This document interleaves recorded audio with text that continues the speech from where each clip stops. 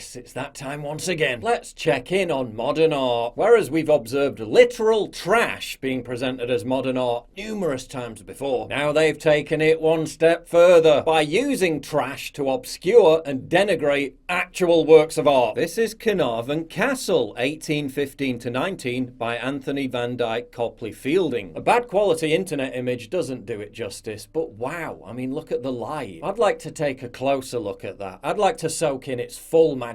Well, you can't because some idiots dumped a load of cardboard boxes in front of it. No, there hasn't been a delivery truck accident. The bin men haven't forgot to show up. This is supposedly a work of art. Take a look at the jaw-dropping artistry, skill and precision it took to create this masterpiece.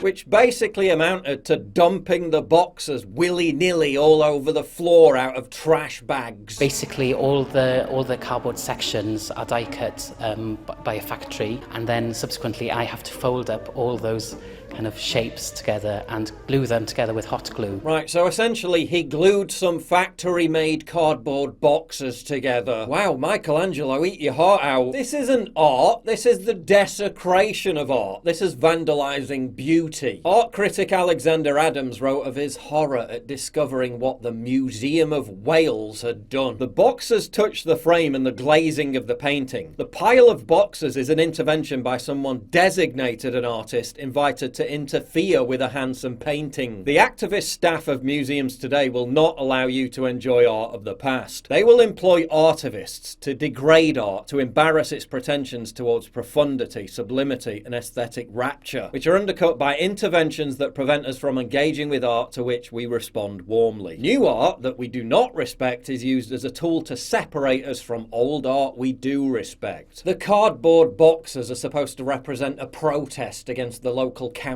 building houses, once again stripping art of its authentic, true purpose. Beauty for beauty's sake alone, and merely hijacking it as a vehicle for a tedious political message, while obscuring and replacing actual art. Go to Tate Modern and you'll literally find scraps of metal dropped on the floor being described as art. But at least you know that the real art is safely ensconced in its own space away from all this at Tate Britain. Not so at the Museum of Wales, where they're so obsessed with making us feel ashamed of our heritage. They'll literally heap rubbish in front of a captivating old painting simply to taint and demean it, then pretentiously describe that defilement as a work of art, or as Adams calls it, humiliate, degrade, replace. The elite abusing the power of cultural institutions to signal what they think about the native population. Masters of the past did not disfigure or restrict access to other art. They simply made art that was more spectacular and accomplished than what came before. They could trump competitors by being better, shorn of skills and able to create art, cut off from tradition, functioning as quasi-activists, artivism. Today's pseudo-artists are invited to beat artists of the past by physically preventing you appreciating that art. They do all this in the name of decolonizing art. What they're actually doing is recolonizing your culture. No white Westerner should ever be allowed to take pride in the achievement of their ancestors, and no white Westerner must ever be allowed to authentically engage with the bounty of beauty furnished by their forebears, without constantly being made to feel self-conscious and guilty about it. For it's not enough for the museum to just molest your eyes with this abhorrent cack. No. All the senses must be flooded with psychic pollution. Accompanying the actual trash lying on the floor is the audible detritus of the sounds of social justice. Blaring audio of African singing and chanting is so loud that it echoes throughout the entire gallery. You will not be permitted silence or retreat. Your masters insist you cannot evade silenced voices. They will be imposed on you. As Gramsci recommended, allow no space for retreat or contemplation, permit no field to remain uncontrolled. Subvert every activity in the extension of revolutionary consciousness raising. Humiliate, degrade, replace. In other rooms of the gallery, Western art, British art,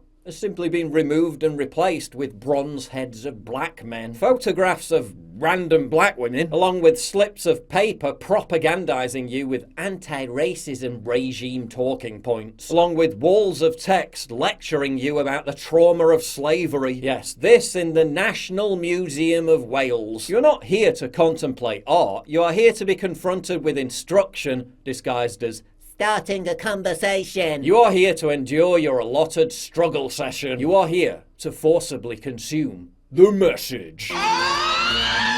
The centrepiece of the exhibition focuses on decimating the legacy of Sir Thomas Picton, a Welsh officer of the British Army who fought in the Napoleonic Wars and was killed during a bayonet charge during the Battle of Waterloo. Once revered for his bravery and courage, exalted as a legend of British history, the Museum of Wales is hell-bent on burying that legacy in a metaphorical, muddy, unmarked grave, with Picton's portrait having originally been removed from public display at the behest of deranged Black Lives Matter activists. By ripping Picton out of his historical context, blaming him for the slave trade, and then in turn blaming you, the insufficiently repentant white privileged visitor. They've literally surrounded his portrait in a cheap packing frame as part of their bid to reframe history, to suggest Picton's legacy deserves to be hidden in the basement, ignored, forgotten, gathering dust. The portrait is polluted by an explainer, another act of contextual shaming. It is surrounded by descriptions of punishment in Trinidad at the time. There is no mention of comparable treatment of criminals in Great Britain at that time, which is done to deliberately skew visitor understanding of Picton's governorship. This is an act of ritual humiliation as primitive and as crude as you will ever see in a museum. It is also a flex, a chance for the elite to show their power by disposing of European art and replacing it with non-European art, by using museum resources to degrade a famous Welsh war hero. It echoes their intention for the population. They cannot help but announce in advance what they will subject you to. Strangely, there's no mention whatsoever of the West African and Barbary Arab slave trade. Gee, I wonder why. Again, in the National Museum of Wales, they seek to diminish and desecrate a Welsh icon. Sir Thomas Picton has been cancelled. Before Picton got reframed, the museum produced and posted a video of a brown Muslim man slagging him off. Felly, beth am i fynd I weld y so-called arwr yma te? Siwr o fod y portread fwyaf sydd yn yr amgueddfa ei hun. Ond, dim unrhyw darn o wybodaeth. Once again, the elite using the human shield of minority groups to broadcast their values and what they think of you. As Adams points out, the gallery functions as an apologia for people who never even experienced slavery. It's organised by an elite who despise the indigenous people of Wales, whom they see as culpable for slavery. Adams suggests that the National Museum of Wales should be renamed the National Hall of Ritual Shaming.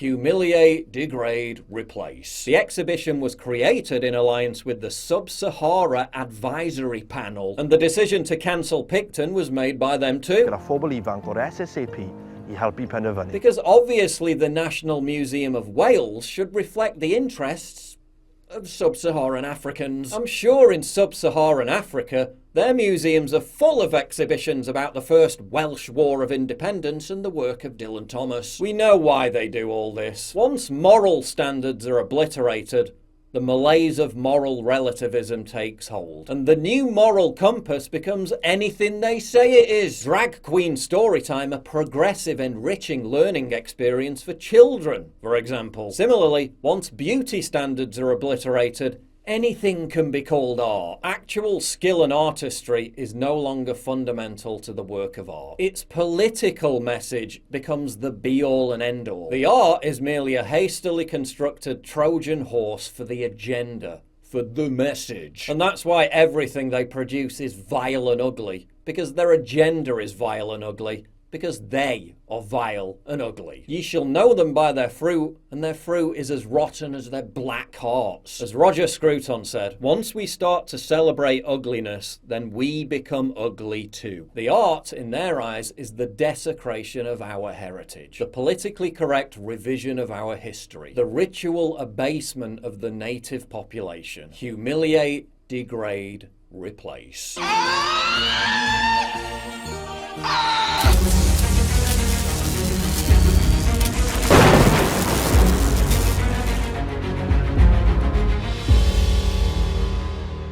It's absolutely crucial for you to help me fight the war on free speech by supporting me via Subscribe, link in description, and also signing up for my free newsletter at summit.news/newsletter.